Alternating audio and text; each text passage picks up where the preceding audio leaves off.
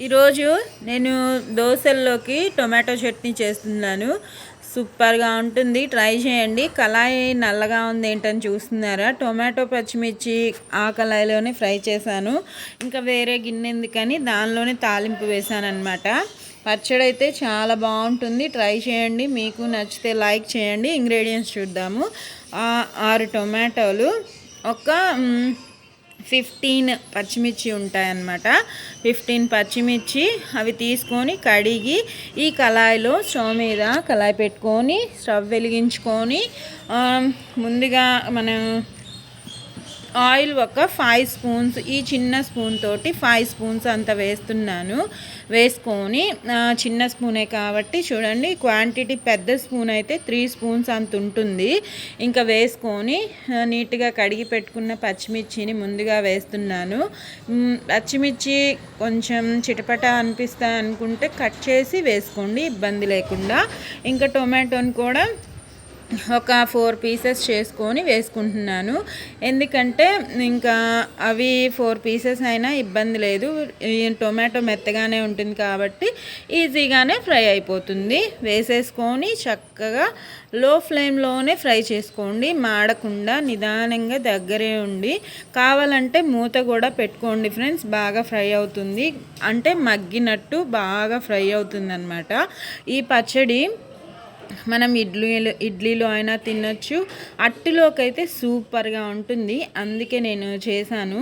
ఏ టిఫిన్లోకైనా బాగుంటుంది. మన బండి మీద చేసే చట్నీలానే ఉంటుంది.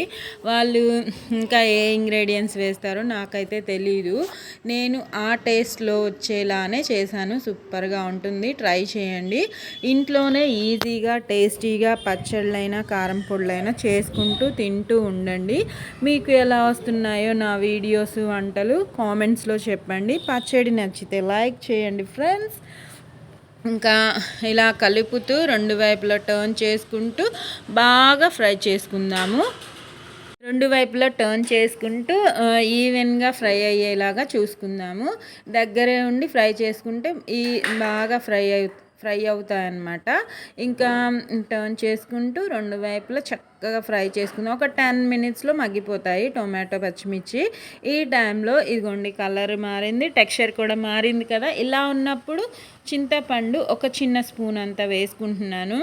ఎక్కువగా వేయట్లేదు, ఎక్కువగా వేస్తే టొమాటో పులుపు, చింతపండు పులుపు ఎక్కువగా అయిపోయి మనకి అంత టేస్టీగా అనిపించదు నాకైతే. మీకు నచ్చితే ఇంకొద్దిగా వేసుకోండి. నేను చేసే ఈ క్వాంటిటీకి ఈ చింతపండు సరిపోతుంది. ఇంకా వేసుకొని అది బాగా చల్లారనివ్వండి. ఫ్రై అయిపోయిన దాన్ని, టొమాటో పచ్చిమిర్చిని చల్లారాక మిక్సీ పట్టుకుంటే మిక్సీకి ఇబ్బంది లేకుండా బాగుంటుందన్నమాట. ఇంకా మిక్సీ పట్టేసుకుంటున్నాను. మెత్తగానే పట్టుకోండి, ఇబ్బంది ఏం లేదు. పేస్ట్ లానే పట్టేసుకోండి. చట్నీ అయితే టిఫిన్లో కాబట్టి బాగుంటుంది. ఇంకా దీన్ని మిక్సీ పట్టుకుందాము. ఈలోపు నేను ఉప్పు తగినంత వేసుకొని పట్టుకోండి. నేను ఈలోపు అదే కళాయిలో తాలింపు వేసుకుంటున్నాను. తాలింపు ఎందుకంటే ఇంకో గిన్నె పెట్టుకోవట్లేదు, అది బాగానే ఉంది కాబట్టి దానిలోనే వేస్తున్నాను. ఒక 2 స్పూన్స్ అంత ఆయిల్ వేస్తున్నాను. ఇందాక మనం 5 స్పూన్స్ వేసాం కాబట్టి 2 స్పూన్స్ అంత సరిపోతుంది తాలింపు కోసము. ఇంకా వేసేసుకొని ముందుగా తాలింపు గింజలు ఒక 1 స్పూను, దాంతోపాటు జీలకర్ర కూడా ఒక 1 స్పూన్ వేసుకుంటున్నాను. ఇవి లైట్గా ఫ్రై అయ్యాక ఒక 2 మినిట్స్ హైలో పెట్టుకొని ఒక 1 మినిట్లో లో ఫ్లేమ్లో పెట్టుకోండి. ఎందుకంటే ఆయిల్ హీట్ అవ్వడానికి హైలో పెట్టాను. ఇంకా అది హీట్ అయిన వెంటనే లోలో పెట్టేసుకొని అవి ఇదిగోండి, కలర్ మారింది కదా తాలింపు గింజలు, అది కరివేపాకు లాస్ట్లో వేసుకోవాలి. ఎందుకంటే మళ్ళీ కరివేపాకు నల్లగా అయిపోతుంది ముందుగా వేస్తే. ఇలా గ్రీన్గా ఉంటే మన చట్నీలో సూపర్గా కలర్ఫుల్గా బాగుంటుంది, టేస్టీగా ఉంటుంది, కరకరలాడుతూ కనిపిస్తుంది. తినేటప్పుడు కరకరలాడుతుంది అనమాట. కరివేపాకు బాగుంటుంది ఫ్రెండ్స్, ట్రై చేయండి. ఇంకా ఇంకా వేగిపోయింది. స్టవ్ ఆఫ్ చేసేసుకొని మనం మిక్సీ పట్టుకున్న చట్నీని దీంట్లో మిక్స్ చేసుకుంటే మన టేస్టీ టొమాటో పచ్చడి రెడీ అయిపోయినట్టేనండి. ఏ టిఫిన్స్కైనా సెట్ అవుతుంది. తినండి, చేసుకోండి, ఎంజాయ్ చేయండి ఫ్రెండ్స్.